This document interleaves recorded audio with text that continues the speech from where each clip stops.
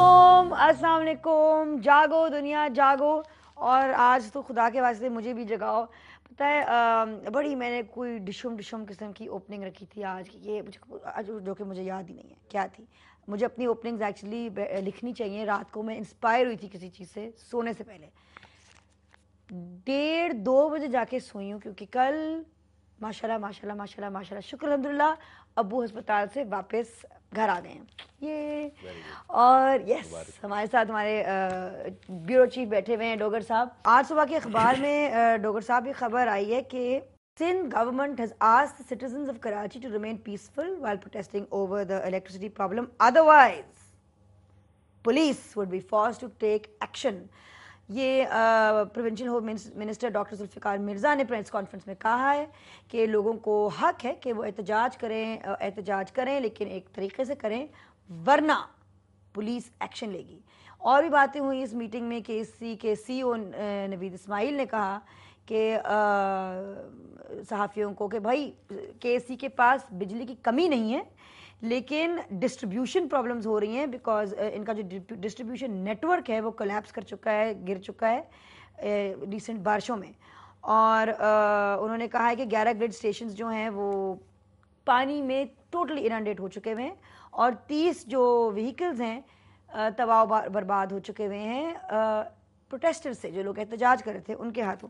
लेकिन पहले मुझे बताइए कि जो ये एक्शन है जो जुल्फ़िकार मिर्ज़ा साहब ने कहा है कि पुलिस लेगी आवाम के ख़िलाफ़, ये क्या धमकी है किसी किस्म की या किस किस्म का एक्शन है? मतलब क्योंकि हमें तो पता है यहाँ की पुलिस जो जब एक्शन लेती है तो कुछ ज़्यादा ही एक्टिव हो जाती है। ये मिर्ज़ा साहब को ज़ाती तौर पे भी थोड़ा सा फेस किया है इस प्रोटेस्ट को, क्योंकि परसों इनकी फैमिली जो थी वो कहीं से आई थी, एयरपोर्ट पे फैमिली फंसी रही इनकी। उसके बाद उस फैमिली को घर तक पहुंचाने के लिए पुलिस ने जितनी कोशिशें की, ज़ाहिर है प्रोटेस्ट हर जगह ही हो रहा था। अच्छा। और जिसका आपने जिक्र भी किया परसों कि हर जगह हो रहा था, पथराव भी हो रहा था, गाड़ियों पे हो रहा था। तो इनकी ज़ाती तौर पे मिर्ज़ा साहब की फैमिली के बारे में बताया गया है कि उनके लोग फंस गए थे 4-6 मरतबा रास्ते में, कहीं उनको मिसहैप हुआ उनके साथ। तो उस वजह से एक तो ज़्यादा एक्शन ज़ाहिर है गुस्सा है, उसकी वजह से एक डीआईजी से इनकी मतभेड़ हो गई, वो डीआईजी चार्ज छोड़ के चले गए कराची से।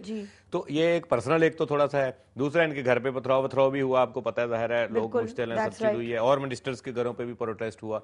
तो लोग मकसद प्रोटेस्ट कर रहे हैं, जमहूरी तरीका है उनका मकसद। लेकिन काफ़ी जिस तरह हमने मुस्तफ़ा कमाल साहब से भी पूछा, हमने 2-3 और कल रात को अब्बू को मिलने मेहमान आए हुए थे, उनसे मैंने पूछा, उन्होंने कहा देखें ये देखिए ये आगे मैं आपको बता देती हूँ कि आगे ये देखिए ये तो लाहौर में जो हंगामे हो रहे हैं उसके बारे में खबर है। ये देखिए ज़रा, ये अस्पताल, यूनिवर्सिटीज़, कोर्ट्स, कॉलेजेस, स्कूल्स, हर जगह ये सिवियर वाटर शॉर्टेज प्रॉब्लम हुआ है।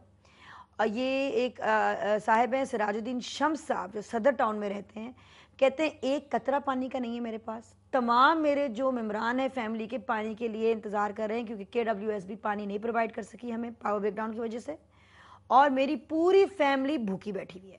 उसके बाद खलील अहमद साहब कहते हैं, फेडरल बी एरिया के ये रेजिडेंट हैं, कि बहुत कम पानी रह गया है हमारे पास, और उसमें से भी बुरी तरह से बदबू आ रही है, क्योंकि कल मंडे नाइट की बारिशों के बाद। अब आप खुद बताइए, आज भी खबर आई है कि मज़ीद और लाशें जो डूबी गई हैं, उसके बाद जो बिल्डिंग गिरी है जिसकी वजह से ये मेरे ख्याल में कितने लोग 8 अफराद हलाक हुए हैं मेरे ख्याल में। जी 8-10 लोग अफराद हुए। कराची के लियाकताबाद में 4 मंजिला बिल्डिंग गिरी है। तो लोगों को और क्या, उनको पता है कि उन किसी किस्म की भी एहतजाज से लोगों को तो पता है उनके मसले का हल तो नहीं होने वाला। 60 साल से ऊपर उनके किसी मसले का हल हुआ है क्या? तो उनकी वो अपनी फ्रस्ट्रेशन को कैसे जाहिर करें?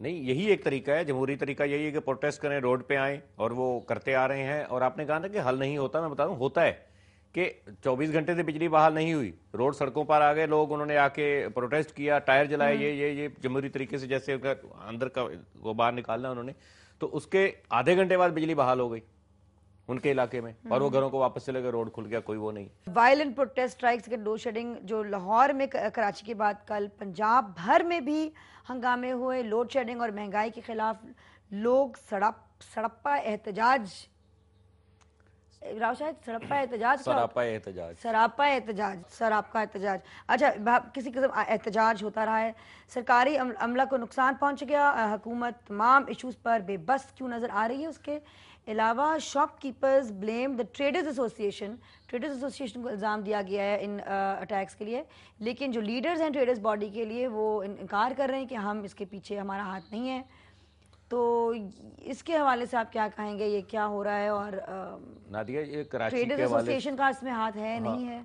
नहीं, हाथ तो किसी ना किसी का पीछे होता ही, लेकिन कराची के हवाले से अभी कहा ना, ये जुल्फ़िकार मिर्ज़ा ने कि एक्शन लेंगे, ये होगा। ये तो बेचारे ऐसे ही छोटे छोटे प्रोटेस्ट किया, सड़क पे आके पथराव किया, ज़्यादा से ज़्यादा उन्होंने टायर जलाए। अब देखें ना पंजाब में एक रवायत कैसी है, लूटमार और ट्रेनों को आग लगाई, ये सारी चीज़ें हुई। मकसद एक यहाँ सिलसिला तो है। अब इसके बिहाइंड जो है, जाहिर है कोई ना कोई इशू वो तो होते हैं, कि जैसे कि पंजाब में अगर हुआ है ट्रेनों को आग लाना, कोई एक बंदा जाके नहीं हो रहा, और ओपनली। मकसद अब तो मीडिया वो है, आपने देखा उनके तो फेसेस सब चीज सामने आ रही है, जो आ रहे हैं 4 ना बंदों डर को है पकड़ वैसे, काफी ना डर कौम है हमारी। डर है, उनको अंदाजा नहीं होता ना कि कैमरा कैप्चर कर रहा है इन सब चीजों को। सॉरी, इनको अंदाजा नहीं होता कि कैमरा वगैरह कैप्चर कर रहे हैं उन चीजों को। अब लेकिन कैप्चर अगर कर भी रहा हो, कि क्या हम उन लोगों को फिर पकड़ लेते हैं, उनके खिलाफ उनमें नहीं, उनमें ये पता चल जाएगा, 10 लोगों को पकड़ेंगे, 10 में से एक तो बताएगा कि पीछे कौन था, ट्रेडर एसोसिएशन थी या कौन था। और सदर जरदारी और वजीर आजम यूसुफ रजा गिलानी ने कराची में बदतरीन हालात, लोड शेडिंग का नोटिस लिया है।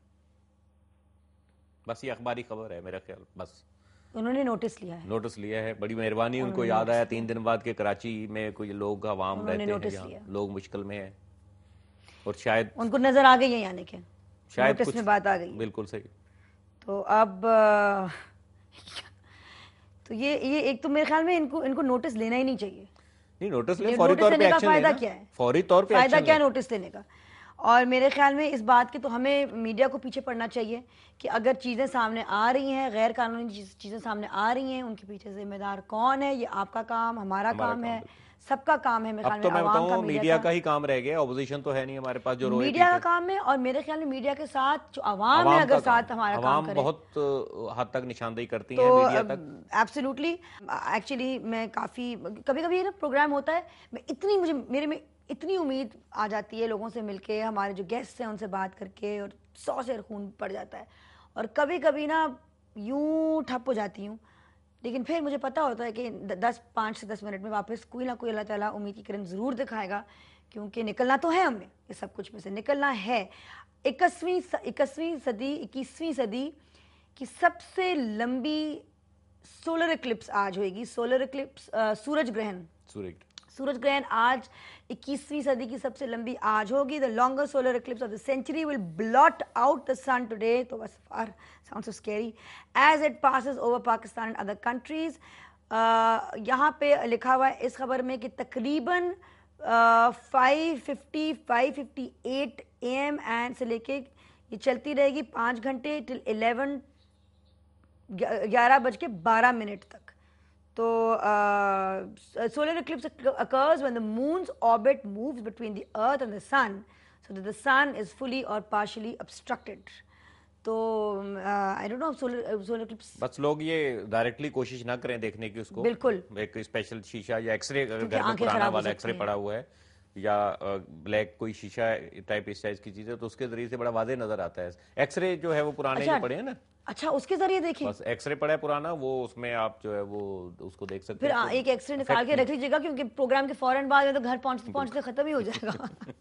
किसी का एक्सरे हम करवाते हैं सेट पे। नाजरीन, हमारे साथ रहिएगा।